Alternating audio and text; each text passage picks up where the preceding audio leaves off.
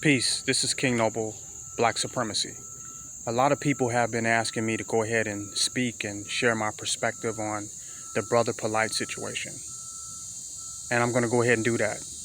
Took my time, I want to look at all the facts. I also want to hear other people's opinions and perspectives and put it all together for myself. Now, for me, I don't believe the allegations. Okay, I don't believe that these allegations are true. And if there is any credibility to these allegations, I definitely don't believe the narrative of how it's being presented or how it's being spent by the authorities or by, other YouTube commentators or whoever. I'm not going with that narrative in regards to the situation. But to say the least, none of those opinions matter. Okay? Your opinions on Brother Polight don't really matter because he's not going to be tried by a jury of his peers, which may be you, other YouTubers, other people within the conscious community, other people that are following and watching the conscious community. He's not going to be tried by a jury of his peers. He's going to be tried by a jury of white supremacy. And if you even look at the documents, it doesn't say Polight versus the victims. It says Polight versus the state of Florida. So Polight now is an enemy of the state. Literally, he's an enemy of the state. So your opinions, they don't really hold any weight because you're not the judge, you're not the jury, and you're not the executioner. You don't have that power. You're not in that position. So your opinions really don't mean nothing. So even if you felt that Polight was innocent and that he didn't do these things and somehow the white supremacy, found him guilty, you're not going to go ahead and break him out of jail. You're not going to liberate him because you haven't freed any other political prisoners. You haven't got any other of the political prisoners out of jail.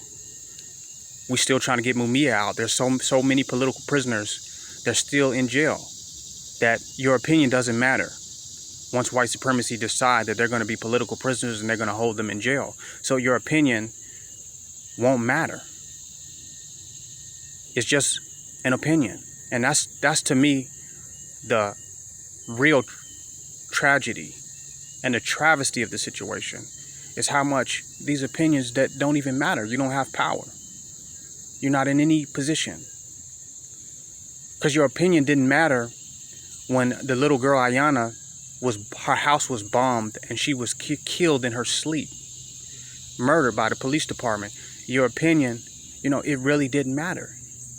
Your opinion about Sandra Bland's death didn't matter. Your opinion about Trayvon Martin didn't matter. Your opinion, it really doesn't matter. And it's interesting that you go so hard when you feel that people are, guilty of the things that have been alleged, that you really go hard to attack them and go at them. But when people are innocent, you don't go as hard. You don't really keep that same energy with those who are innocent. So you find it easy to bandwagon the hatred, and the attack of the black man. But you don't bandwagon for his innocence and for his freedom and for his liberation. I just find that very, very interesting. So your opinion on Polight, it doesn't really matter.